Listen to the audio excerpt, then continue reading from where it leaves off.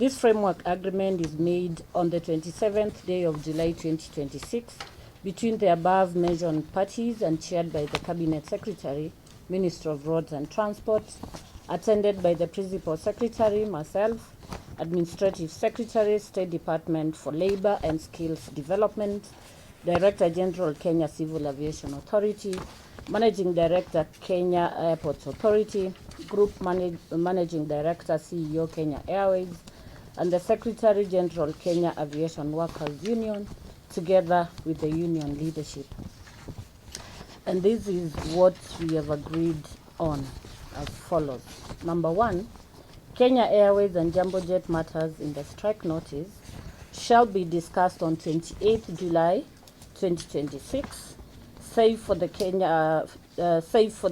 Jambo Jet matter currently in court course number E1220 of 2025 on recognition agreement. Number two, Kenya Airports Authority matters in the strike notice shall be discussed on 29th July 2026.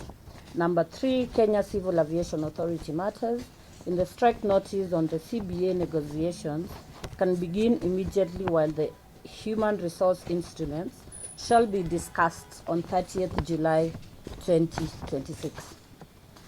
Number four, all meetings shall be held at the Transcom House, and the Principal Secretary will be or shall be available on need basis. Number five, there shall be no victimization from either side arising out of the strike notice. Number six, that union hereby suspend the strike notice dated 20th July 2026.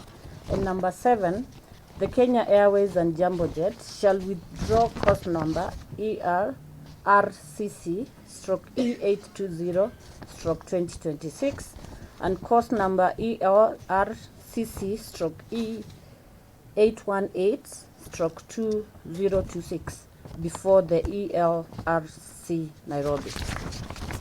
And this statement will be signed by the union members who have been listed here, and of course our three MDs for Kenya Airways, KAA and KCAA.